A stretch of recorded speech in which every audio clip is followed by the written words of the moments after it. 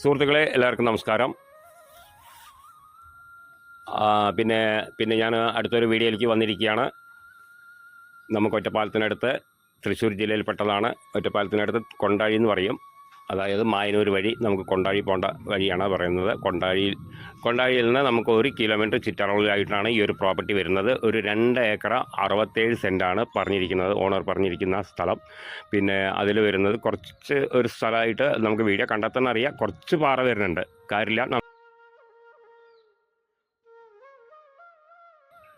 പിന്നെ ഒരു 450-500 റബ്ബറോളുണ്ട്. നല്ല വണ്ണുള്ള റബ്ബറാണ്. ഇനി ഒരു 10-11 കൊല്ലം നമുക്ക് ടാപ്പ് ചെയ്യാൻ പറ്റിയിട്ടുള്ള ഒരു റബ്ബർ തന്നെയാണ്. നല്ല പിന്നെ വഴി എന്ന് പറയുന്നത് നല്ല വൃത്തിക്കുള്ള വഴി തന്നെയാണ്.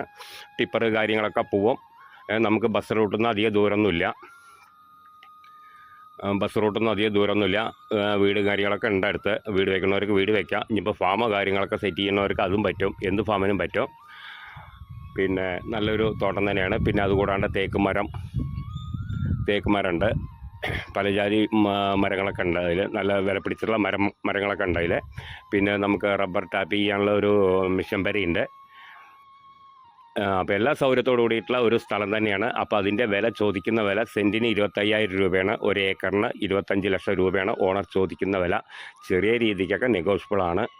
അപ്പോൾ വന്ന് കണ്ട് ഇഷ്ടപ്പെടുന്നതിന് ശേഷം നമുക്ക് ഓണറായിട്ട് നേരിട്ടിരുന്ന് സംസാരിക്കാം. നമുക്ക് ഫാമോ കാര്യങ്ങൾക്കൊക്കെ പറ്റിയിട്ട ഒരു പ്രോപ്പർട്ടി തന്നെയാണ്.